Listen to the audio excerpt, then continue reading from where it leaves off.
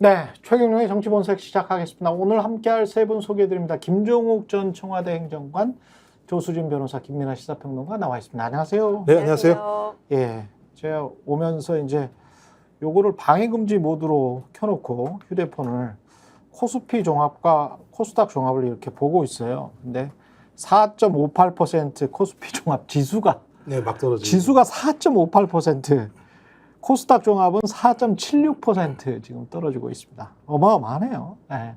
지난 금요일에도 뭐 한 3%, 4% 정도 빠졌었거든요. 야, 푹 빠지네요. 네. 이게 빠질 때 되면 어차피 이렇게 네. 될 건데 네. 뭘 그렇게 주식 부양을 한다고 네. 그렇게 온갖 수단을 동원해서 네. 욕먹을 일만 만들었는지 네. 의문이고, 결국 이렇게 되는 과정이라는 거는 뭐 저보다도 훨씬 잘 아시겠지만은 미국에서 나온 여러 가지 얘기나 이런 것들이 일부 영향을 미치고 있고 뭐 이런 상황 아니겠습니까? 예. 그래서 자연스럽게 얘기가 나오는 게, 오늘 신문에서 나오는 게 우리는 그러니까 미국의 경우에는 금리 인하 시기를 놓쳤다 뭐 이런 거잖아요, 얘기가. 우리는 금리 인하 안 하나요? 뭐 이렇게 얘기를 하고 있는데, 집값 떠받치느라고 그동안 집값 떠받치고 막 오히려 꿈틀대가지고 지금은 집값 인상이 되고 있는데, 시장금리는 계속 떨어져 왔었어요. 그렇죠. 시장금리는 계속 떨어져 왔었습니다. 예. 그것도 사실은 또 이게 저축을 하면은 별로 이자를 안 주는데 대출 받을 때는 또 왜 이래, 이런 기사도 있고 한데, 어쨌든 이런 상황에 또 쉽게 또 이 한국은행에서 기준금리를 전향적으로 결정할 수 있겠느냐 뭐 이 얘기도 나오고 해서, 경제정책에 있어서는 그동안 너무 맥락 없이 너무 무능하게 해온 거 아니냐. 그러니까 주가가 그냥 떨어져서 슬프다 이게 아니고, 왜 이렇게 경제정책을 이렇게 맥락이 없이 해왔느냐에 대해서 여러 가지 비판을 할 수밖에 없는 상황인 것 같습니다. 저는 상당한 투자를 하고 있기 때문에 굉장히 좀 관심이 갈 수밖에 없고요. 저도 지난주 네. 금요일 날 뭐가 약간 좀 꽁돈이 네. 생겨서 예. 넣었더니 폭삭 떨어지더라고요. 그래서 야, 이게 본인이 넣으시면 떨어지나요? 예, 예. 그래서 제가 앞으로 저기 문자를 하지 보내 마. 카톡 올리려고요. 하지 마. 내가 넣었다. 하지 마라. 아니, 워렌 버핏도 현금으로 다 바꿨다는 기사가 지금 많이 나왔더라고요. 바꿨죠. 많이 맞아요. 바꿨어요. 한 30% 바꾼 것 같더라고요. 지금 저 세계일보나 아시아경제나 뭐 이게 주가가 금요일 날 떨어졌을 때 저는 좀 어처구니가 없었던 게, 대통령실에서 주식시장 하락 일시적, 시간 지나면 회복될 것, 이렇게 이야기를 했어요. 근데 이제 국민들을 안심시키려고 이렇게 하는 거는 뭐 일반적이죠. 일반적이고 이해는 합니다. 그런데 주가 조작 세력의 동기들, 팀 도이치가 이렇게 활개를 치고 있는 세상에서, 그것도 주가 조작 세력의 동기는 제가 누차 말씀드렸습니다만은 어떤 사법적, 사회적, 정치적 규정에도 불구하고, 규정에도 김건희 씨가 주가 조작 세력의 동기인 거는 맞아요. 아니면 저를 고소를 하세요.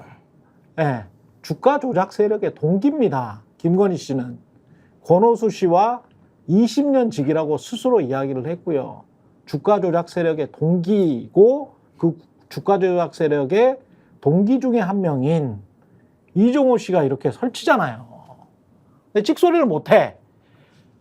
대통령실에서 그렇게 찍소리를 못하다가 주식시장이 폭락하니까 일시적이다, 시간 지나면 회복될 것이다, 이렇게 이야기를 하면 저 같은 일반 투자자들은 어떻게 생각을 하냐면, 주가 조작이라도 해서 조금 받쳐주려나? 아니, 이게 근데 코스피가 도이치모터스면 할 수 있을지도 모르는데, 주가 조작 세력이라. 예. 3,000원짜리, 5,000원짜리 주식이면 뭐 그렇게도 할 수 있을지 모르겠는데, 코스피를 그렇게 할 수도 할 수가 없으면서 없지. 그 정도 돈은 없지. 도대체 뭐 하는 겁니까 이게 지금? 저는 뭐 그 주식을 안 하지만. 멋쟁 해병이든 멋쟁 네. 언론인이든 무슨 카톡방에 들어가 있으셔야죠. 그러니까 제가 말씀드리는 거는, 이게 주식시장은 신뢰의 문제잖아요. 신뢰의 문제고, 국정 운영도 사실은 신뢰고, 공자님도 무신분립이라고 이야기를 했지 않습니까? 신뢰가 없으면 나라가 설 수가 없거든요. 2500년 전에 공자님이 하신 말씀이에요. 군사든 네. 식량이든 가장 중요한 건 백성들의 신뢰가 백성들의 있어야 신뢰거든요. 근데 신뢰가 없어, 정부가. 이런 말을 대통령실에서 하면 이렇게 좀 그래도 그렇지, 경제적으로도 열심히 하고 있고, 그러니까 뭐 조금 좀 우리가 마음을 가다듬고, 원래 그게 맞아요. 그러니까 대통령실을 제가 어떤 대통령실의 그 말 자체는 맞습니다. 근데 그 대통령과 대통령의 부인의 그 행태 있잖아요. 그걸 신뢰를 못 하니까 코웃음이 쳐지는 거야. 속으로는 실소가 나오고 웃기네 이 사람들 뭐 이런 생각이 드는 거예요. 아니, 뭐 상식적으로 2년 동안의 경제 성적표를 보면 예, 정부가 한 게 아무것도 없잖아요. 오히려 윤석열 정부가 등장하면서부터 중국과의 관계 무너지기 시작하고 대외 관계 실이 떨어지기 시작하면서부터 우리 경제가 이제 계속 망하는 상황인데 그렇죠. 뭐 그 와중에 그 책임지는 사람이 주식 일시적이다고 얘기하면 누가 신뢰하겠습니까? 제가 볼 때는 이럴 때일수록 국민들한테 좀 경각심을 갖고 정부가 최선을 다하겠다. 지금까지 뭔가 좀 잘못한 부분이 있다라면 좀 우리를 좀 비판해 주십니다만 앞으로 이렇게 좀 얘기를 해도 안 될 판인데 자기들이 잘한 것처럼 일시적이다라고 얘기하고 더 떨어지면 어떡할 거야 그다음에. 그러니까. 그리고 이 정부는 오히려 아무것도 안 한 게 자랑거리였던 정부입니다. 제가 예. 뭐 어디서나 드리는 말씀인데 올해 1분기엔가 조금 지표가 이 정부가 볼 때 괜찮게 나왔던 적이 있는데 그때 뭐라고 했냐면 봐라. 이 구체적인 지금부터 지표를- 시작이라 그랬지 지금부터. 그렇죠. 지금부터 시작이거니와 이 지표의 구체적인 이걸 보면은 정부라든가 공적인 영역에서 기여한 게 제로인데 그러니까 정부가 아무것도 안 했는데 그럼에도 불구하고 성장을 하고 있다. 이게 뭐냐? 시장이 주도한 어떤 성장 경로가 복구가 된 것이고 앞으로 이게 새로운 어떤 시장 주도의 동력이 생긴 것이기 때문에 그래서 지금 말씀하신 것처럼 이제부터 시작이다. 앞으로 시장 주도의 어떤 성장이 쭉 이어질 것이다. 여러분 윤석열 정권의 처방이 드디어 통하기 시작했습니다. 먹기 시작했습니다. 네, 처방이 먹히기는커녕 지금 네. 환자가 쓰러지게 생겼습니다. 근데 그 전에 이제 경제가 좀 안 좋다라고 했을 때는 다 뭐라 그랬습니까? 세계 경제 탓이다라고 그랬거든요. 전 정권 탓도 했습니다. 예, 전 정권 탓이다. 경제를 이상한 걸 네. 물려받았다. 전 정권을 비판할 때는 전 정권 하에서 문재인 정부 하에서 전 정권 비판할 때는 뭐라 그랬습니까? 네 탓이다 그랬거든요. 그러면 그때는 한국이 마음대로 할 수 있는 어떤 경제 상황이었어요. 또 그것도 아니잖아요. 더한 코로나였죠. 코로나19였고 더한 상황이었는데 그거는 문재인 탓. 하지만 내 때 경제가 좀 안 되는 거는 그거는 미국 탓, 세계 경제 탓. 뭐 자, 이렇게 되는 또 거예요. 하나 있습니다. 또 뭐 있어요? 야당 탓. 야당 인생 안 돌보고 정쟁만 일삼는 야당 탓. 그래, 뭐 이런 거죠. 예. 지금 지난 주말에 저도 이제 금요일인가 이걸 받았어요. 무더기 지금 통신조회를 했던데 검찰은 지금 주장하는 게 이제 전화번호만 이렇게 전화번호 이름만 확인해 봤다 뭐 이런 거잖아요. 예. 근데 그렇게 확인해 본 사람이 수백에서 수천 명은 되는 것 같아요. 뉴스토마토가 보도한 거에 네. 따르면 3,000명 정도라고 하는데 맞는지 모르겠어요. 그렇게까지? 왜냐하면 제가 그 금요일 날에도 한상직 기자와 통화를 했고 제 방송에서도 한번 그 전화 인터뷰를 하고 그랬었는데 그렇게 될 가능성도 있죠. 왜냐하면 한상진 기자가 아는 사람만 해도 지금 100명이 넘어가는 것 같은데 예. 그러면 이게 그 직접적으로 아는 사람이 아니고 단계 지금 노정면 의원이랄지 그 민주당 의원들 그다음에 이재명 대표는 말할 것도 없고 이렇게 추미애 장. 근데 그 당시에 막 가령 예를 들자면 저도 통신기록 조회를 당했으니까 제가 이재명 대표랑 전화를 한 적은 없거든요. 없어요. 그러면 가령 봉지욱이나 한상진이나 김용진이 김용진은 이제 뉴스타파 대표입니다. 봉지욱이랑 한상진은 뉴스타파 기자고 이 사람들이 이재명이나 무슨 누구랑 그렇게 자주 전화를 한 기록이 있을까? 저는 거의 가능성 제로라고 생각하거든요. 그러면 이게 사다리를 타고 막 이렇게 올라갔다는 이야기잖아. 노영희 변호사도 지금 통신기록 조회를 당했기 때문에 누구한테 전화를 했는데 그 사람은 또 누구한테 전화를 하고 누구한테 전화를 하고 뭐 근데 그 기간이 너무 언제부터 언제까지 했는지를 모르겠어. 뭐 일단 9월부터 수사를 했다고 하니까 2023년? 예, 작년 네. 9월부터 수사를 했다고 하니까는 지금 한 10개월 정도 됐으니까 네. 착수한 다음에 바로 하진 않았을 것 같고. 그 1월 달에 조회를 했으면 네, 그렇죠. 9월부터 1월 달까지 2024년 1월까지 뭐 얼마예요? 보통 한 5개월 정도 되나? 예, 그렇죠. 예. 그 전부터 했을 거 아니에요. 근데 이제 왜냐하면 7개월째 그 통보를 했다라고 최장 기간까지 얘기를 했으니까 예. 지금부터 7개월 앞으로 가게 되면 12월, 1월 이때부터 이제 시작했다고 볼 수도 있는 거죠. 왜냐하면 요 지금 발생 시점은 대선 전에 3월 6일 날 2022년 맞죠? 네. 3월 6일 날 뉴스타파 보도 전후부터 했을 거라고 만약에 했으면. 그러겠죠. 그때 기간은 그렇죠. 그죠. 그때 기간에 그 통신했던 것을 조회했겠죠. 그렇죠. 그러니까 예. 그 전에 한 일주일이나 뭐 한 달 전부터 그냥 원래 검찰이나 언론이 막 뿌렸던 거는 얘들이 뉴스타파와 김만배와 신앙님과 민주당이 짜고 이재명 등이 짜고 이거를 그 윤석열을 대선에서 떨어뜨릴 목적으로 의도적으로 허위 사실을 유포했다 이거 아니었어요? 그러니까 원래는 2022년 3월 6일 그러니까 대선 3일 전, 예. 대선 3일 전에 뉴스타파의 한상진 기자가 보도한 내용이 뭐냐면 김만배 씨하고 신앙림 씨가 대화를 한 게 있는데 예. 그 내용이 윤석열 검사가 부산저축은행 사건 수사할 때 봐줬다라는 대화를 했다라는 걸 보도를 한 겁니다.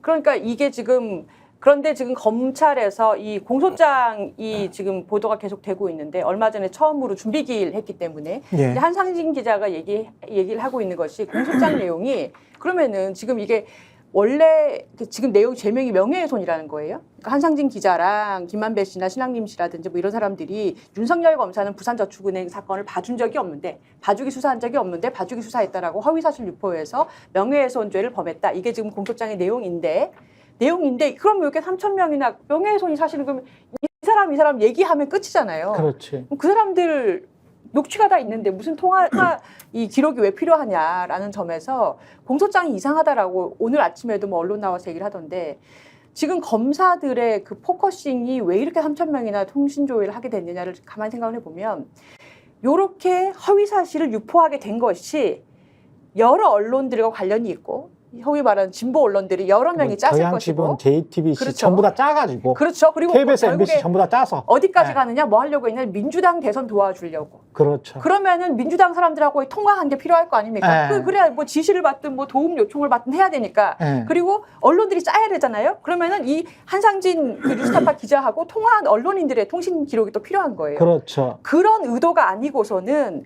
3천 명씩이나 통신 조회를 할 리가 없다. 근데 사실 그게 만약에 의혹이 한 점이라도 증거가 있었으면 공직선거법 위반으로 기소를 했겠죠. 그렇지. 그렇죠. 명예훼손이 아니죠. 근데 지금 명예훼손이고 6개월 다 지났어요. 공직선거법 공소시효 지났단 말이에요. 네. 근데 왜 3천 건이나, 그러니까 굉장히 저는 그래서 3천 건의 통신조회라는 그 것은 6개월이라는 게 대선 후 6개월이죠. 그렇죠. 대선 후. 검찰의 몸부림을 보여주는 증거다. 그 검찰 몸부림이었던 것 봅니다. 같아. 그 비슷한 생각인데 지금 예. 말씀하신 것처럼 그러니까 윤석열 대통령의 명예훼손은 김만배 신앙님 지금 말씀하신 대로 그 두 사람이 그러니까 검찰의 시각에서 검찰의 공소 내용대로 하면은 그 두 사람이 짜고 그다음에 뉴스타파가 같이 짜서 보도를 했다 이거지 않습니까? 예. 더 통화 기록을 조회할 이유가 없지 않습니까?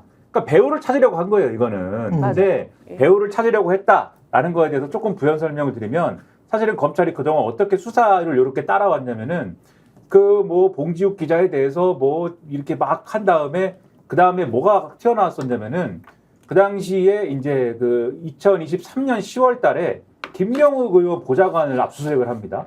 그게 뭐냐면은 미포 액트라는 뭐 매체에서 무슨 뭐 녹취록이 하나가 나왔는데 그게 예를 들면은 최모라는 사람이 이 김병욱 의원 보좌관이 한 말인데 그거를 최재경이라는 검사가 한 말로 이거를 바꿔서 미포 액트에서 보도를 한 것이다. 그래서 이게 민주당 그러니까 왜냐면 김병욱 의원이 당시에 이재명 대표의 캠프의 뭐 주요 직책을 맡았기 때문에 그렇죠. 그렇게 논리가 그렇죠. 나갔었죠. 이게 민주당이 배후가 있는 뭔가의 단서 같다 이렇게 맞아요. 갔었어요. 예. 그러면은 여기서 시작을 해가지고 여기서 수사 방향을 넓혀가지고 확실히 김만배 신앙님과 민주당의 고리를 여기서 넓혀나가가지고 찾았으면 더 정확하게는 이재명 캠프하고의 고리를 찾았으면은 지금 조수진 변호사님 말씀하신 대로 공소장 내용에 그 부분이 들어갔을 거거든요. 근데 제가 요 상황을 보면 그러니까 10월 달에 그렇게 압수수색 해가지고 막 했는데 예. 뭐가 안 나온 거죠 거기서. 그쵸? 예. 이 김병욱 의원의 보좌관을 압수수색을 해가지고 막 했는데 배우가 요게 클리어하게 밝혀지지 않은 거죠. 이 검찰 시작에. 그러니까는 그냥 야 안 되겠다. 맞아. 1월 달에 그래서 예. 그러면 아예 저희 방식으로 다 훑어봐야겠다. 누구랑 통화했는지. 그래서 다 훑고 아마도 요걸 가지고 구성을 해보려고 했지만 결과적으로는 안 된 게 이번에 그 부실한 공소장이다. 이 결과가. 이거가 딱 그 짜여지는 사건이 있는데 02800에 7070이라고. 그렇죠. 그 네. 3천 건 했었어요. 저. 네, 통신 기록만 조회하면 이게 딱 짜여지는데 검사들이 이거 먹기 쉬운데.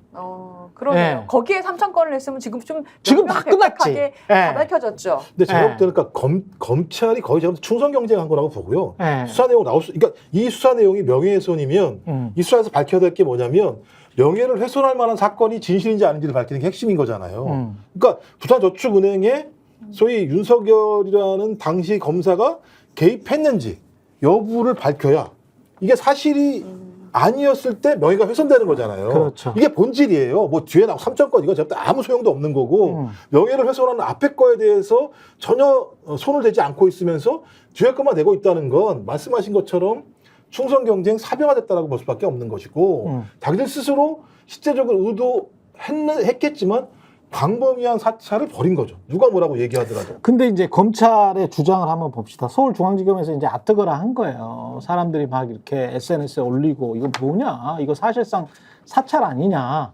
이렇게 하니까 분위기가 이제 묘하게 돌아가니 옛날에는 이렇게 하면 되게 쫄았거든.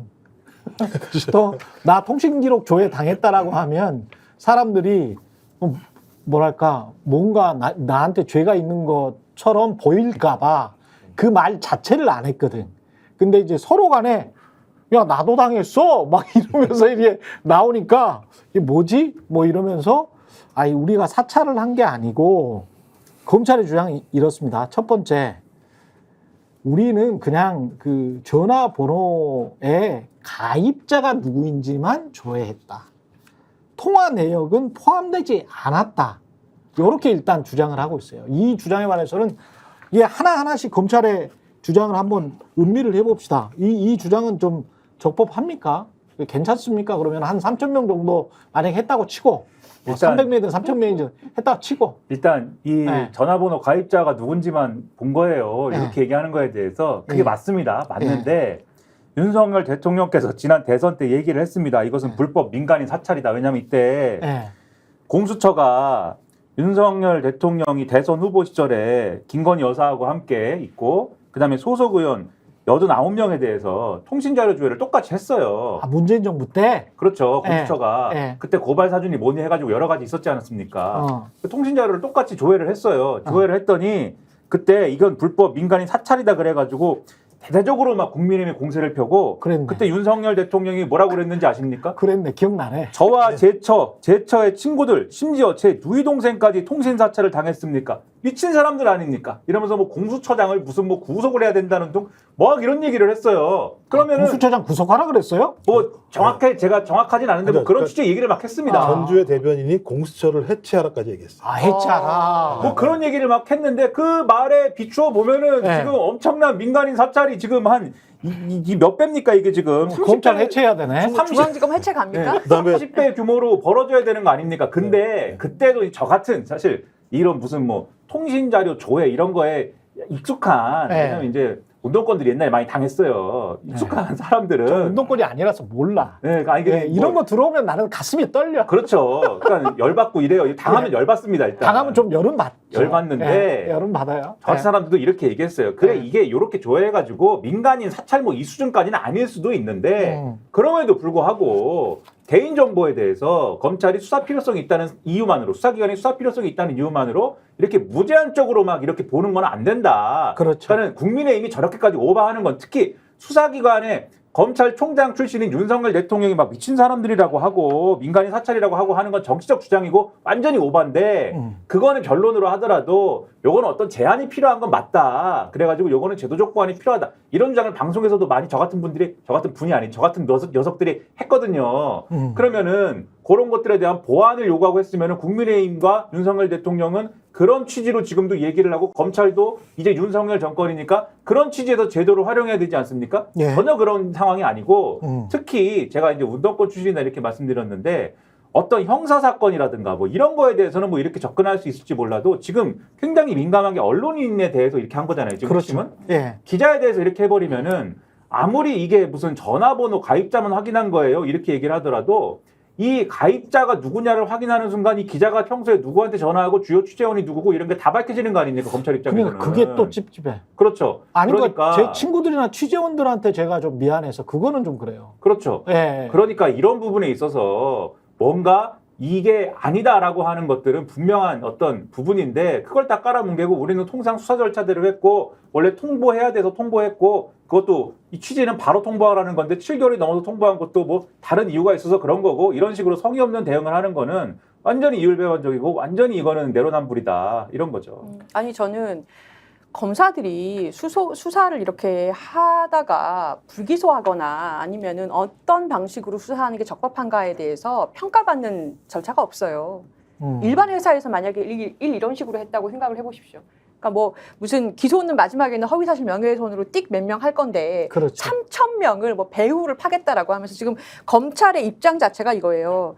대선 개입 여론 조작 사건이라고 계속 불러요. 그걸 계속 대선 개입 여론 조작 사건이라 그 부르더라고요. 대선 개입이면 공선법 위반으로 기소도 못했으면서 계속해서 여론 조작 사건. 그러니까 언론인 파야죠. 대선 개입이니까 민주당이랑 뭐 여러 가지 뭐 야당 파야죠. 계속 그런 이제 관점으로 수사를 했는데 결과적으로 전혀 성과를 못 냈으면 검찰의 수사 방식이나 이 수사 결과에 대해서 평가가 있어야 되는데 사실은 아무한테도 평가를 받지 않아요. 그러니까 이 드라이하게 한상진 기자가 이 사건을 재판에 들어가기 첫 재판 들어가기 전에 이 사건은 윤석열 명예훼손 사건이다 이렇게 드라이하게 규정을 했더라고요. 근데 그게 맞습니다. 왜 대통령이라고 해서 이름을 그러면 대통령 명예훼손 사건이라고 언론이나 검찰도 불러야죠. 그리고 이제 관련해 가지고 대선 개입 여론 조작 의혹 사건이라고 하는데 우리가 다 알다시피 지금 대통령 누구야? 이재명이야? 이겼잖아. 예? 예. 아니 가령 진 사람들이 내가 명예훼손을 당해서 아깝게 허위사실 유포 때문에 아깝게 졌어. 이렇게 해가지고 이게 뭐 고발을 한다든가 고소가 되는 사건이라면 그런 사건은 많았잖아요. 이해를 해. 이겼어. 근데 큰 점수 차로 못 이겼다 이런 이야기인가? 어떤 이야기야 지금 이게? 아니 그러니까 수능인가요? 재판관이 재판장에서 그런 얘기를 하잖아요. 예. 알겠다. 이게 이 죄가 뭔지 공소장을 보면 읽어보면 알겠는데 예. 너무 잘 썼더라. 예. 다시 이제 법리랑 검토를 보니까 예. 말이 안 되는 얘기 너무 많더라. 그래서 여기 이재명이 얘기 계속 나오는 거냐? 이 사건과 무슨 상관이 있는 거냐? 이거 그렇지. 좀 빼라. 예. 이거 이상해지지 않느냐라고 얘기를 했고 또 하나는 계속 대장동 사건 얘기가 나오는데 예. 이거 재판 중이지 않냐? 예. 근데 왜 니들은 죄를 저지른 것 유죄인 것처럼 얘기하냐? 그렇지. 말이 안 되는 거 아니냐라고 얘기하면서 니네들의 의도는 명예훼손 혐의에 대해서 공소장에 적시해서 유죄를 받으려고 하는 게 아닌 거 아니냐? 왜 공소장 일본주의와 위배되는 다양한 사람들을 갖고 와서 나를 혼란스럽게 만드느냐? 그러니까 다시 조정해. 그렇지. 라고 얘기했더니 조정하겠다고 얘기는 했어요. 근데 제가 볼 때 많은 사람 조정하지 않을 거라고 보는 거죠. 조정을 못하지. 예, 그리고 또 하나가 아까 말씀하신 것처럼 비교를 해보면 2021년도에 공수처가 135건의 통신자료 조회를 했어요. 아, 그때 135건. 예, 지금 3,000건인데 오늘 아침 한상진 기자 말에 의하면 3,000건이 넘을 거라고 본인은 얘기를 해요. 그럼 제가 볼 때 일단 막게 하는 거지 않습니까? 그렇죠. 여기에 대해서 윤석열 당시 후보가 독재 시절에나 하던 짓, 정치 사찰, 국민에 대한 사찰이라고 얘기를 했고 아까 전주에 공수처 해체해라. 무슨 얘기했냐? 문재인 대통령 사과라고 얘기했어요. 그러니까 이 사건이 얼마나 중대한지 자기들이 알고 있는 겁니다. 자기들 말에 의하면 정확하게 정치 사찰이고 어떤 정치적 의도를 띠고 진행한 거예요. 지금도 마찬가지로 볼 수밖에 없는 건데 본인은 휴가 가버렸는데. 공소장 내용이 그런 거잖아요. 지금 이재명에 대해서 막 공격을 하고 있고 대장동 사건을 유죄인 것처럼 얘기하고 있는 상황이면 검찰은 명예훼손을 고민하는 게 아니라 어떤 형태든지 이 부분과 관련해서 소위 아까 말씀드렸던 이 사건의 본질은 대선을 앞두고 여론을 조작하려고 하는 것으로 몰고 가면서 부도덕한 집단으로 만들고 언론을 작살내려고 하는 의도가 깔려 있는 거죠. 자, 근데 여기서 하나씩 좀 짚어봅시다. 일단은 그러면 명예훼손을 당했다고 쳐. 예? 명예훼손을 당했다고 쳐요. 근데 잘 아시겠지만 우리 조수진 변호사 잘 아시겠지만 미국의 뉴욕타임즈 설리반 사건 그 유명한 사건입니다. 그래서 공직자, 특히 고위공직자면 비록 나중에 그게 허위라고 밝혀졌다고 하더라도 당시의 언론사인 뉴욕타임즈가 사실로 믿을 만한 정황이 있어서 고위공직자에 대해서 의혹을 제기했으면 당시 설리반은 죄가 없었어. 뉴욕타임즈가 그 정도로 쓸 정도는 아니었단 말이지. 그런데 뉴욕타임즈가 그렇게 쓴 거는 수령호법 1조 언론 자유에 해당해. 그래서 괜찮아. 그래서 뉴욕타임즈가 이겼어요. 이게 미국 대법원의 판례입니다. 그래서 그때 당시에 인간이 열심히 이제 언론이 뭐 이렇게 검증하려고 했어. 근데 사실이 조금 틀렸어. 그런데도 설리반 네가 이기는 게 아니고 뉴욕타임즈가 이기는 거야. 왜냐하면 언론은 그 한계 내에서 열심히 검증하려 한 것뿐이거든. 그렇기 때문에 요 정도의 언론 자유는 우리 미국에서는, 미국 자유민주주의 체제에서는 이거는 다 허용되는 범위야. 특히 고위공직자는 이거거든요. 일반인이 아니고 고위공직자는 이거거든. 근데 이제 이 사건 같은 경우에 제가 이제 좀 한국 언론들한테 좀 질문을 하고 싶은 게, 제 프로에서도, 최경영의 최강시사에서도, KBS 일라디오에서도 이재명과 관련한 명예훼손이 어마어마하게 많았습니다. 김용판 의원이 그 국제 마피아 이재명 연루설 주장하면서 돈다발 흔들었어요, 국회에서. 그거 얼마나 많이 받았었습니까? 제가 진행했던 KBS 라디오 최경영의 최강시사에서 대선 몇 개월 전에 11월인가 그럴 거예요. 한 3, 4개월 전인데, 김진태 당시에 국민의힘 무슨 이재명 무슨 진상 의혹 위원장인가 뭐 이랬어요, 이 사람이. 지금 현재 강원도지사죠. 나와가지고 상황이 이미 국제마피아가 아닌 것 같은데, 김용판이 막 떠들었던 게 여름인가 그렇거든요. 근데 늦가을 겨울이 다 돼서까지도 그거 가지고 계속 떠들었습니다. 그래서 이게 상황이 어떻게 김용판이나 김진태가 주장했던 대로 이재명이 국제마피아가 연루됐었어요? 그 다음에 대장동의 그분이 이재명이었습니까? 저수지 수백억에서 수천억 정도 이재명과 그 일당이 돈을 거기에 키핑을 해뒀다며. 그렇죠. 유동규의 주장이었잖아요. 미래에. 예, 미래 키핑해두고 나중에 대통령을 하든 대통령을 안 하든 간에 그걸로 먹으려고 했다며. 그게 검찰 또는 검찰 끈앞을 또는 검찰발 언론의 주장 아니었습니까? 그거 최경영의 최강시사에서도 많이 보도했어요. 그런 주장들 많이 했습니다. 그럼 이런 주장만 했습니까? 윤석열이 부산저축은행 관련해가지고 조우영이를 봐준 것 같은데 그게 박영수 때문 아니냐? 뭐 그런 주장이잖아요. 핵심 요지는. 에? 그런 주장을 한국일보도 했고요. 에? 중립이라고 하는 한국일보도 했고 다른 언론들도 많이 했어요. 근데 몇 개 언론사들, 본인들 마음에 안 드는 몇 개 언론사들 또는 몇 명의 언론인들 딱 꼬집어가지고 너희들이 그랬으니까 너희들이 그 민주당이랑 짠 거잖아. 이렇게 지금 몰아갔잖아요. 그런 얘기죠. 그 여론 조작을 한 놈들은 누구야? 실제로 여론 조작 한 놈들은 누구야? 이렇게 그리고 1년 반 동안 몰아치면서 여론 조작 그렇게 믿도록 여론 조작 한 놈들은 누구야? 여론을 조작한 놈이겠죠. 윤석열 측이라고 저는 봅니다. 검찰을 포함한 윤석열 측이다. 안 그렇습니까? 상시적으로 여론 조작을 하는 사람들은 그쪽 아니에요? 명예훼손이라는 게 네. 그 일반인이 하면 사실이든 허위든 간에 보통 이제 명예훼손이 걸면 걸릴 텐데, 다만 이제 제가 뭐 법을 모르면 좀 이따 이제 변호사님이 해설해 주실 것이라 생각하면서 조금만 말씀드리면은 위법성에 대한 조각사유라는 게 있는 거지 않습니까? 그래서 공적 목적이 있는 어떤 행위에 대해서는 위법성이 조각되는 거잖아요. 근데 그 주체가 언론일 경우에 대부분 언론 보도는 공익을 목적으로 할 거 아닙니까? 그렇죠. 그럼 언론 보도에 대해서 이게 위법성이 조각이 안 된다, 즉 위법하다, 명예훼손으로 봤을 때 명예훼손이 된다라고 주장을 하려면은 이게 아주 언론이 보도를 일반적으로 한 게 아니라 아주 사악한 어떤 사익을 추구한 어떤 사악한 목적이 있었다라는 걸 아마 증명을 해야 될 것으로 생각이 되는데, 네.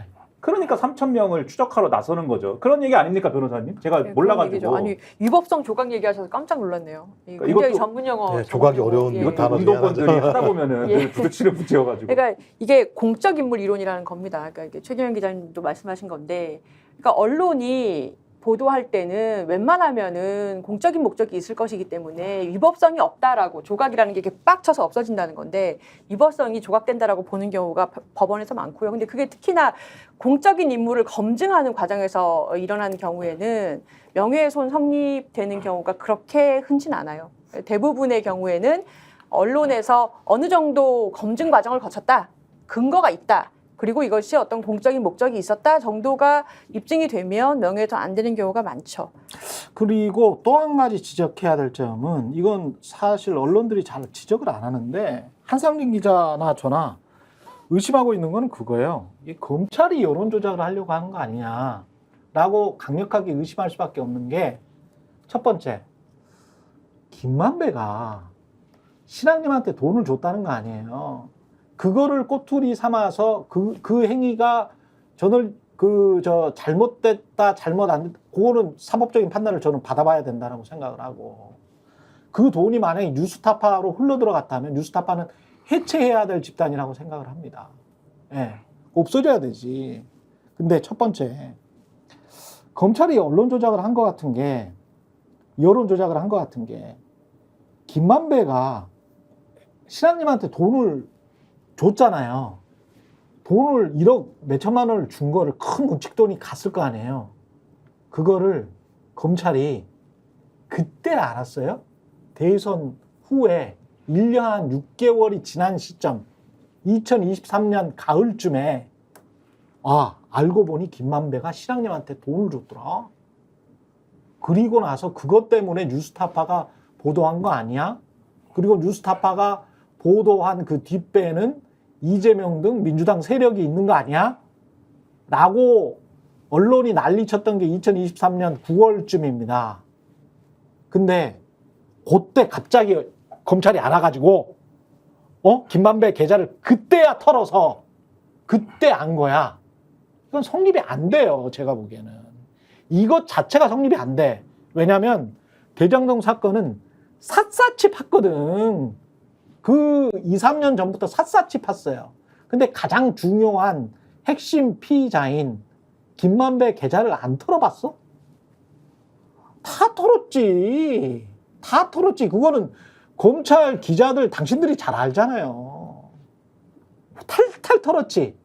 근데 그거를 캐비넷에서 놓고 있다가, 제가 생각하는 거는 캐비넷에서 놓고 있다가 어떤 시점에 2023년 가을쯤의 시점에 엮은 거야. 공영방송사와 엮어버린 거야. 이유가 뭘까? 저는 대충 짐작은 하고 있어요. 이유가 뭘까요? 크게 두 개 아닐까요? 첫 번째는 어딘가를 방송계 전반에 이제 새로운 기운을 불어넣고 싶은데 뭐 좀 더 거리가 필요하다 이런 게 하나가 있을 거고. 그렇죠. 아주 새로운 기운을 예. 아주 특이한 사람들을 많이 보내고 싶은데 그렇죠. 그런 이 총선 앞두고 예. 아주 그냥 물갈이를 해버리고 싶은데 그런 거리가 하나라도 필요하다 이런 게 있었을 것 같고 그래야 이걸 가지고 또 우리 또 뭐 방심이 얘기 이런 거 많이 해드렸지만은 뭐 이런 것들이 가능하니까 두 번째는 뉴스타파 자체를 한번 좀 손을 봐야 된다. 그러면서 그때 당시에 이제 부담스러운 보도를 이제 많이 하니까 긴거리 보도 계속 있고. 그렇죠. 그 두 가지 목적이 있지 않았을까 추정이 되네요. 저는 평론가 입장에서는. 충분히 그렇게 추정할 수 있는 게 제가 이제 그 공영방송 장악과 관련해서 왜 이것도 그 제대로 안 쓰고 있는지 언론들이 제대로 안 쓰고 있는지 모르겠습니다만은 제가 KBS 나올 때부터 이 주장을 계속했거든요. 실제로 공영방송 KBS를 아마 지금 김우철 사장이 제대로 그 임기를 다 마치고 물러나는 시점이 올해지 않아? 올해 11월인가 그랬을 거예요. 2023년. 원래대로 하자면.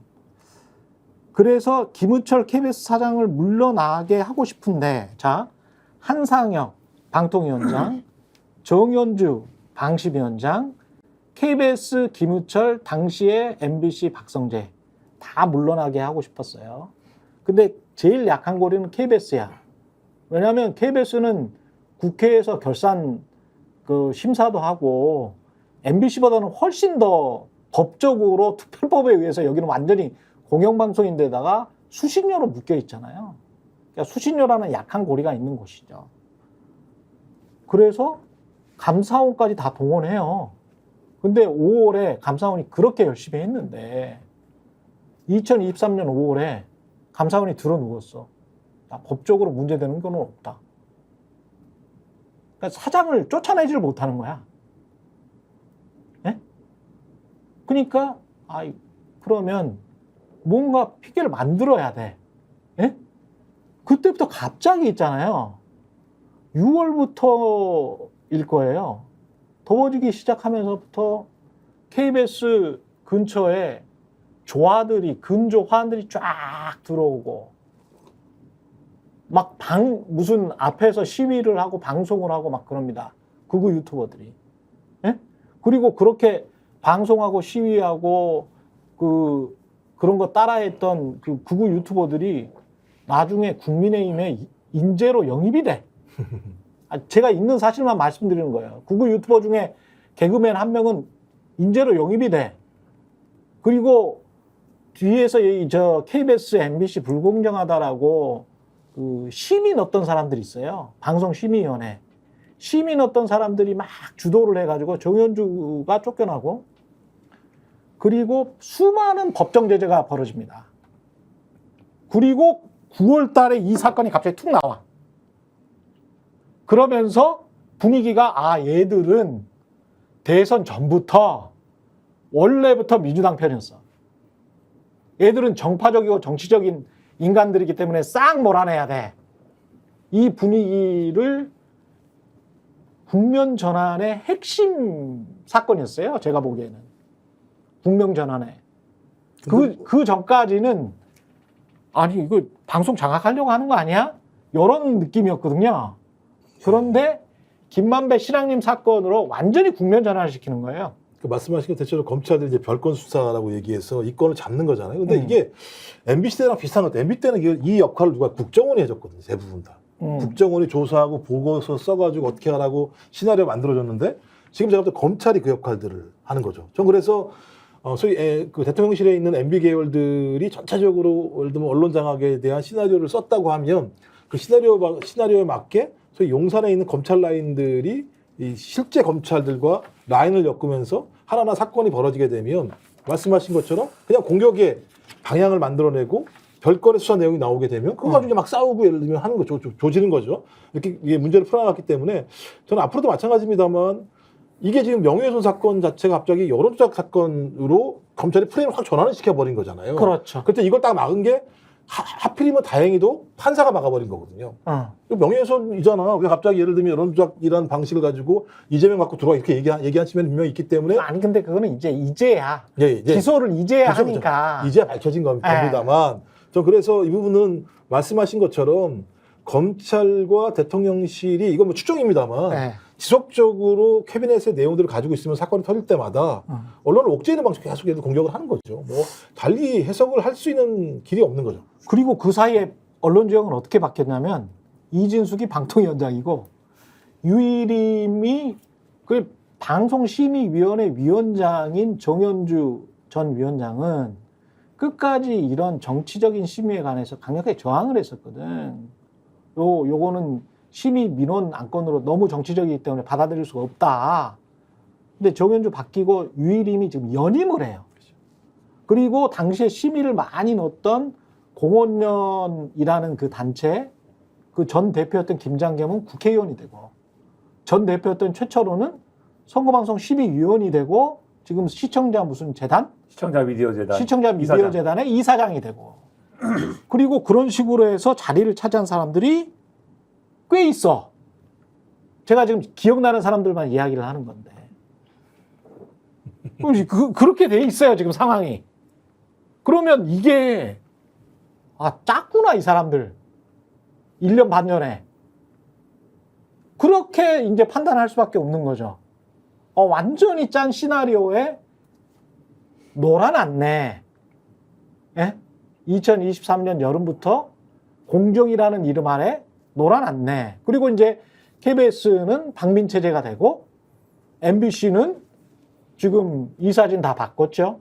그렇죠. 예, 이사진 다 6명. 바꿔서 여권 이사들 6명으로 들어가서 이제 곧 아마 사장도 KBS처럼 교체할 겁니다. 쫓아낼 겁니다. 어떤 명분을 가지거든. 그러면 본인들 하고 싶은 대로 다 된 거지. 그렇죠. YTN 민영화 시켜놓고 KBS 작살내고 이제 MBC만 그렇지. 이제 다 흐트러 놓으면 되는 거죠. 그러면 지금 누가 여론 조작을 하고 있는 거야?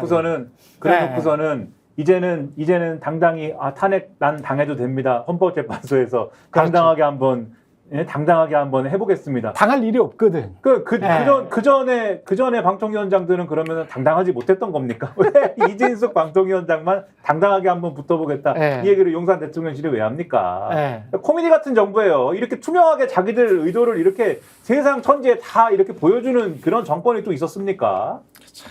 아마 뭐 하루만 불법을 저지르면 헌재에서 중대하지 않기 때문에 탄핵을 하지 않을 거라는 판단 하나겠죠. 달리 뭐 다른 이유가 있겠습니까? 근데 저는 조금 좀 섭섭한 게 이른바 진보 진영이나 뭐 언론 관련된 단체들이 이제야 이들의 의도를 파악하고 언론인들도 마찬가지고 이제야 이런 이야기를 조금씩 하기 시작하는 게 정말 이게 어리석다고 말해야 될지 순진하다고 말해야 될지 아니면은 그냥 뭐 남들 당할 때나 이렇게 앞장서서 당할 때는 그냥 그 사람들 일이고 나는 뭐 모르는 일이고 이렇게 늘 행동을 하니까 늘 이런 일이 반복되는 것 같아요. 제가 보기에는. 그러니까 이동관이 들어왔을 때 그때 얼마나 이런 얘기가 사실일 거라고 얘기 많이 했었잖아요. 실제적으로는요. 근데 그 당시가 지나고 나니까 그냥 유야무야 된 측면들이 꽤 있었고 뭐 어떻게 되겠지라는 생각이 있고 또 하나는 또 힘들었다는 얘기도 많이 했죠. 왜냐하면 언론 노조가 과거에 너무나 긴 시간 싸워서 버티기 어려울 거라는 얘기도 충분히 했었던 거라는 생각이 들긴 하는데 이제 그러면 결론은 뭐냐? 장악 당하겠다라고 하는 것밖에 남는 게 없는 거거든요. 그럼 이제 그걸 말씀하신 것처럼 어떤 데서 싸워냈어야 되는데 저는 싸워낼 힘도 지금 언론 노조 내부에서든 아니면 이쪽 진보 진영 내부에서 갖추고 있지 않다라고 판단할 수밖에 없는 사태. 이건 제가 볼 땐 중대한 사태가 벌어진 거예요. 왜냐하면 그러니까 언론은 민주주의의 최후의 보루라고 얘기하는 건데 그 보루가 무너짐에도 불구하고 그 무너지는 것을 눈으로 지켜보는 상황. 그리고 다 당하고 난 다음에 다 무너지고 난 다음에 이제야 지키겠다고 하면 서 있을 막루가 없는 상황이 돼버리는 거죠. 황당한 거죠. 근데 이제 그런 시그널들이 사실은 그때 그 2023년 여름에 이미 막 가령 KBS 게시판에 뭐 그 국민의힘의 주장을 되풀이했던 노조원들이 있거든요. KBS는 3개의 노조가 있기 때문에 그 주로 국민의힘 주장을 되풀이했던 그래서 KBS를 정상화시키자고 주장했던 그 노조원들이 국회 앞에서 막 집회나 시위를 한단 말입니다. 근데 이 사람들이 부끄러운 줄도 모르고 국민의힘 의원들이랑 사진을 찍어. 그리고 그거를 KBS 전체 직원들이 보는 게시판에 올려. 근데 그것에 어떤 정치적인 부당성, 야, 이렇게 KBS를 정상화시키려면 정파로부터 좀 떨어져야지. 지금 이거 똑같은 거예요. 이재명이나 이런 사람들과 제가 이제 전화를 하거나 뭐 이렇게 짰거나 이랬으면 제가 이런 말 못하지. 네? 가능한 거리를 두려고 하죠. 하지만 취재원으로서는 또 취재는 해야 되니까 불가분 불가원의 입장이니까. 하지만 본인들이 KBS를 정상화시키자고 하면서 공정하고 자유롭게 만들자고 하면서 국민의힘 의원들과 사진을 찍고 그거를 공영방송 직원들이 보는 게시판에 다 버젓이 올리고 그거 야, 곧 있으면 우리가 다 잡을 거야 라는 식의 이런 이야기를 하는 게 자기들은 공개해야죠. 섀도우 캐비넷이죠.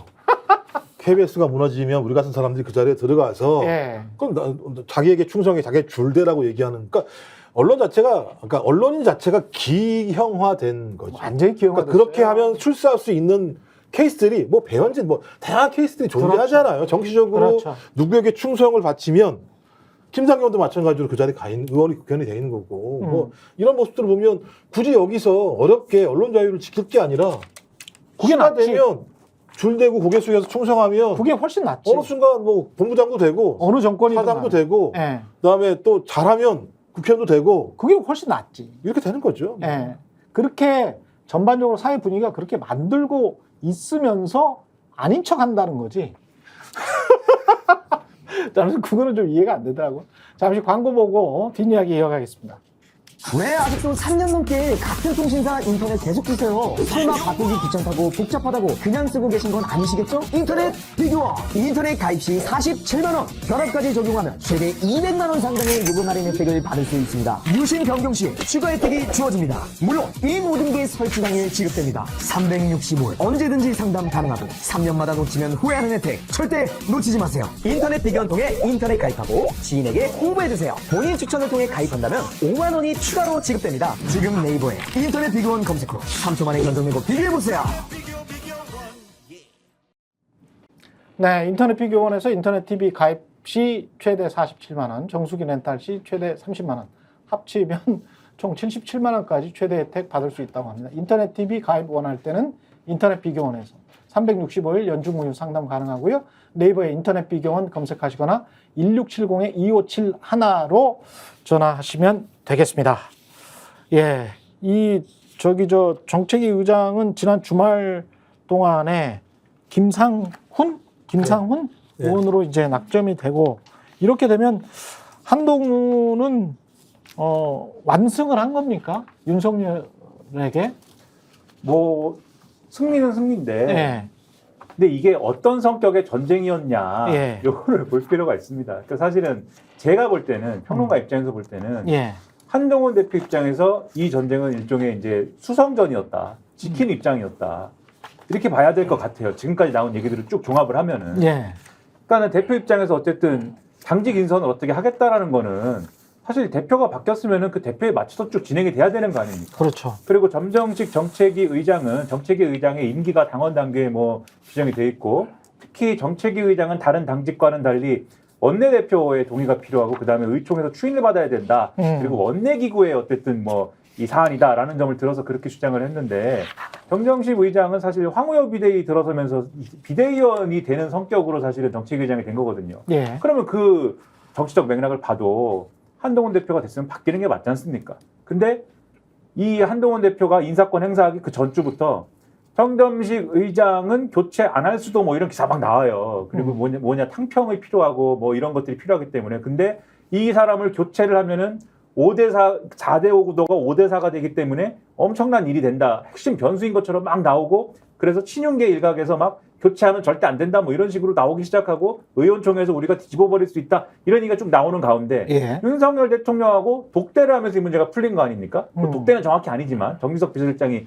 어쨌든 중간에 있었지만은, 한동훈 대표가 그 자리에서 들은 얘기는 윤석열 대통령이 인사는 당대표가 하는 거다라고 해서 힘을 실어주는 얘기를 들었다라고 한동훈 대표 측은 주장을 하지만, 동시에 대통령은 무슨 얘기를 했냐면은 또 한동훈 대표의 사람을 여럿이 만들어야 되기 때문에 포용력을 가져야 된다 이 얘기를 했다. 그래서 신윤 쪽은 포용력 얘기를 하고 한동훈 쪽은 아이 당대표가 한다고 했어 이 얘기를 하는데, 정점식 의장이 계속 사퇴를 안 한다고 하니 그래서 그러면 윤석열 대통령의 뜻은 역시 유임으로 가는 거였구나 이렇게 확인이 된 상황이었고, 실제로 그날 점심을 같이 먹지도 않고 오전에 윤석열 한동훈이 독대를 한 이후에, 사실은 오전에 독대를 하면 점심은 같이 먹지 않습니까? 그렇죠. 점심 약속이 각자가 있다는 이유로 점심도 같이 안 먹었다는 거예요. 아, 그래요? 네. 점심은 같이 안 먹고 저녁 때 저녁 식사를 이 원내대표하고 정무수석하고 비서실장하고 대표 이렇게 넷이 하는데, 그 자리에서 정진석 비서실장이 이거는 정점식 의장은 유임해줬으면 좋겠는데 라고 얘기를 하는 거에 대해서 한동훈 대표가 저는 새롭게 임명하겠습니다라고 하면서 이게 교체가 된 거 아닙니까? 근데 이 쭉 맥락을 말씀드린 이유는, 이게 한동훈 대표 입장에서 굳이 계속 윤석열 대통령도 그렇고 대통령실도 그렇고 친윤계도 그렇고 정점식 의장을 바꾸면 절대 안 됩니다라고 얘기를 안 했으면 그냥 사실은 신경 안 쓰고 갔을 수도 있는 문제예요. 근데 왜 한동훈 대표 입장에서 한번 생각을 해보세요. 왜 자꾸 저 사람을 바꾸지 말라고 할까? 이게 여당에서 대통령 임기가 반도 안 지났는데 여당에서 지금부터 예를 들면은 친한 대 친윤으로 표대결을 해가지고 모든 현안에 대해서 표대결을 다 해가지고, 예를 들면 대통령이 하고 싶은 일을 여당이 5대4 구도에서 다 뒤집어 엎는 그런 식으로 여당을 운영하는 것이 현실적으로 불가능한데, 그렇죠. 왜 정책위 의장만큼은 바꾸면 안 된다고 할까? 제가 한동훈 대표면 그런 걱정을 할 것 같아요. 5대4 구도 유지해가지고 혹시 판으로 풀려는 거 아니냐, 대통령실에서. 대통령이 판으로 풀려고 하는 시도를 하려고 이 까치밥을 남겨둬야 된다고 하는 거 아니냐. 그러면 한동훈 대표 입장에서는 무조건 바꿔야 되는 거거든요. 그렇죠. 실제로 무조건 바꾸고 나서도 의원총회에서 거부하기 어려운 인물을 거기 세웠습니다. TK 4선 김상훈 의원 이 언론 표현으로는 개파 색채가였다 이렇게 얘기하는 인물을 네. 그래서 올리면서 내가 완전히 친한 일색인 그러한 인물은 내가 안 썼어 라는 걸로 돌파해 보려고 하는 건데 즉 윤석열 대통령이 사실은 정점식 방어전의 공세를 펼친 거지만 그러면서 이 한동훈이 점거한 성에 개구멍을 좀 내보려고 한 건데 한동훈 대표가 그것만은 안 될 것 같아요 라면서 일단은 방어전에 성공한 거다. 근데 이게 뭐 언제까지 봉합이 성공하겠느냐 이런 의문이 남아있는 이게 거죠. 그러면 그렇게 가면 그 한동훈은 특검법이나 근데 이제 하는 양태를 보면 특검법이나 이런 것도 안 받고 대통령이랑 이런 식으로 유야무야 하면서 또 이제 대통령은 방송사법 휴가제에서도 그냥 처리할 것 같고 그러면서 뭐 이진수 방통위원장 임명했으니까 고생하라고 그랬잖아요. 고생하라고 그러면서 이제 MBC도 장악하고 사장도 교체하고 그러면 민주당이나 야권이나 시민들 입장에서는 대통령을 부정적으로 지금 국정운영 부정적으로 평가하는 거의 70%에 가까운 국민들 입장에서는 계속 이렇게 대통령 마음대로 흘러가는 거네. 그런 지금 정국인 거잖아요. 그럼 한동훈은 거기에서 이제 약간 좀 반기를 들은 척 하다가 깃발 내요. 깃발 올려, 깃발 내려, 깃발 내려, 깃발 올려. 뭐 이런 식으로 왔다 갔다 하면서 청기백기 흔들다가 사람들 그냥 혼란스럽게만 하고 3년 때우는 거네. 뭐 이러는 거 아니에요, 지금? 저는 지금도 네. 전쟁 중이라고 생각하는 게 뭐냐면 전쟁 중이에요? 왜냐하면 네. 그 전당대회가 끝나고 난 다음에 김민전, 김재원이 딱 치고 나오는 문제가 뭐냐면 법률화는 당대표가 아니야. 그건 원내대표가 하는 거지. 그렇지. 예. 라고 얘기를 했습니다. 이 얘기는 어떤 예. 거냐? 저는 특검법안과 관련된 내용이라고 보는 거예요. 당대표 마음대로 할 수 있는 거 아니야. 이건 예를 들면 추경호 원내대표랑 최고위에서 당신과 뜻을 달리하는 사람들의 입장들을 다 들어봐야 돼. 그 뒤에 누가 있겠습니까? 윤석열이라는 용산이 존재하겠죠. 이 뜻을 반영한 거 두 번째가 이제 인사 문제였던 거죠. 정점식이라고 하는 이 사람을 갖다가 만약에 유임을 시키게 되면 5대4 구도, 아니면 안 나게 되면 다시 5대4 구도 반대가 된다라고 하는 건데 인사 문제쯤이야 별거 아니라고 생각할 수 있는 거죠. 근데 생각을 해보십시오. 한동훈이 당대표가 된 다음에 계속 후퇴하고 있죠. 특검 문제 관련해서. 후퇴하고 있어요? 후퇴하고 있는 거죠. 아, 왜냐하면 그래요? 맨 처음에 자 제3자 추천을 통해서 하겠다라고 얘기했었습니다. 언론이 물어보면 우리가 하겠다고 얘기를 해요. 그렇지. 근데 내부에는 뭐라고 얘기합니까? 당의 당론을 모으는 토론을 통해서 결정하겠다. 그렇지. 그죠? 그럼 그 결정 과정에서 가장 핵심적인 역할을 누가 합니까? 원내대표가 하겠죠. 김민전, 김재원 말에 의하면 그런 거 아니겠습니까? 그러네. 저는 그 정도에 대해서 본인 스스로가 대통령에게 양보하고 나왔다고 생각하는 거예요. 그다음에 김건희 씨 문제도 마찬가지잖아요. 형식적으로 문제가 있지만 뭐라고 했습니까? 빨리 처리해라. 그러니까 형식적으로 검찰이 황제 조사한 거는 국민 높이에 맞지 않지만 그럼 예를 들면 제대로 조사하라고 얘기를 해야 되는데 제대로 조사라는 얘기를 하는 게 아니라 빨리 결정 내라라고 얘기를 해요. 빨리 결정 내라는 얘기 제가 볼 때는 불기소로 가는 거예요. 기본적인 지금 상황이면. 좀 그렇다면 싸움 다 진 거예요. 결론적으로. 가서 대통령한테 자 우리 갈등은 없어라고 하는 봉합의 얘기는 듣고 왔지만 결론적으로 본인이 할 수 있는 건 없어요. 변화라고 국민들이 볼 때, 당원들이 볼 때, 이게 변화하는 거야라고 보일 수 있는 건 특검법 문제와 또는 김건희 씨 문제에 대해서 나름대로는 기존 대통령과 다른 입장을 가지고 있을 때 미래 권력으로서의 한동훈이 눈에 보이는 거잖아요. 이걸 못한다면. 근데 만약 이걸 한다. 제가 볼 때는 그때는 내버려두지 않겠다는 게 이런저런 많은 사람들을 포용해 다양한 얘기를 들어라고 얘기했다는 생각이 들거든요. 그러니까 계속 정진석이나 이런 사람들은 안 얘기보다는 당에 있는 당대표 거야 보다는 뒤에다가 예를 들면 집중했기 때문에 대통령이 당대표한테 모든 이름권을 줬음에도 불구하고 따로 밥 먹으면서 정점식 유임시키면 어때라고 얘기했던 대목들을 보면 저는 지금 전쟁은 진행 중인 거고 기분상 한동훈 쪽 진영은 야 우리가 이긴 것 같다고 생각할지 모르겠습니다만 너 작살납니다. 김병기 전 의원 오늘 인터뷰했나? 오늘입니다. 윤 대통령 당원이지 당대표는 아니야. 이런 얘기 막 해버려요. 김경진? 네, 전 의원이. 그러니까 윤 대통령은 당원이지 본인 국회의원 떨어졌다고 당대표는 아니야. 이런 얘기를 해요. 이제 사실에 기초한 근데 이야기를 이제 하는 용산이 이런 얘기 듣기 시작해 보십시오. 그래? 네. 니네들 어떻게 되냐면 두고 봐라. 네가 나를 건드려? 네가 내 부인을 건드려? 난 내버려둘 수가 없지. 근데 국민의힘 의원들 입장에서 봤을 때나 한동훈 대표 입장에서 봤을 때는 그래서 어쩔 건데? 그러니까요. 어쩔 건데 대통령이 국민들 신뢰도 하나도 없어. 그 다음에 김건희는 약점이 너무 많은 것 같아. 그래서 그거를 그 사건에 대한 수사를 국민적 의혹을 풀어야 될 것 같아요. 그래서 풉시다라고 말하면 대통령이 어쩔 건데? 저는 예. 칼자루를 일단은 한동훈 대표가 쥐고 있는 건 사실이잖아요. 그러니까 저는 이제 당직 인선 마무리한 뒤에 쇄신안을 낼 거 아닙니까? 예. 그 쇄신안 내용을 지켜봐야 된다 이렇게 생각이 들고 전 전 이번이 한동훈 대표가 뭐 겨우 이겼다라기보다 저는 좀 정치적인 유연성을 습득한 것으로 저는 보였어요. 그러니까 그동안에 비대위원장 할 때 스타일을 보십시오. 김경률은 뭐 비대위원 뭐 공천 어떻게 할 건지 갑자기 발표해버리고 그렇죠. 그런 모습들을 보였는데 이번에는 어쨌거나 당대표 취임 이후에 이 사건이 사실 그 최고위원 2분의 1을 친한계가 획득하느냐 마냐의 싸움이었잖아요. 그렇죠. 첫 번째 시험대였는데 정책위 의장이었던 정점식 의원이 안 물러나면서 이게 거의 정점식의 난이다라고까지 하고 당원들이 막 항의하고 그랬잖아요. 예. 근데 이걸 일주일 정도 뜸을 들이면서 해결을 하고 또 하나가 마지막에 임명한 그 정책위원장 김상훈 의원이 지금 뭐 해야 되지만 친한계가 아니라 그냥 대구 뭐 3선의 뭐 의원이잖아요. 어느 정도 이제 정파색은 좀 였다고 볼 수 있는 그런 걸 보면 어느 정도 유연하게 용산하고 좀 덜 싸우면서 본인이 당에 인선을 할 수 있는 방법을 선택한 거 아닌가? 근데 이게 그러면 진짜로 싸울 의사를 접은 것인가 아니면 싸울 의사는 있는데 유연하게 간 것인가는 앞으로 이제 한동훈표 쇄신안이 어떻게 나오냐. 거기에 또 그 특검 문제 있느냐 없느냐. 그렇죠. 그거를 봐야 될 것 같아요. 결국은 김건희고 특검 문제예요. 예. 변호사님 말씀 받아가지고 이게 조금 더 마지막으로. 예. 덧붙이자면은 싸움의 성격을 말씀드리지 않았습니까? 싸우고 싶은 사람은 그러니까 대부분 사람들이 한동훈이 대표가 됐으니까 한동훈이 이제 윤석열한테 싸움을 걸겠지 이렇게 생각하실 수 있는데 그건 아닌 것 같아요. 싸움을 걸고 싶은 사람은 지금 윤석열 대통령입니다. 그렇지. 한동훈 대표는 내가 대표인 거를 인정을 일단 해줘. 그러면은 나는 어차피 윤석열, 한동훈 둘이 싸우기 시작하면 보수가 다 망하잖아. 그러니까 일단은 당분간은 화합의 목소리를 낼 테니까 일단은 한동훈 체제를 인정해 주십시오가 기본 스탠스입니다. 오늘도 그런 것 같아요. 한동훈 쪽에서 언론에 무슨 얘기를 하냐면 정점식 의장이 이거 제가 뒤늦게 하는 얘기지만 정점식 의장이 사표를 냈으면 우리는 사표 돌려줄 수도 있었어.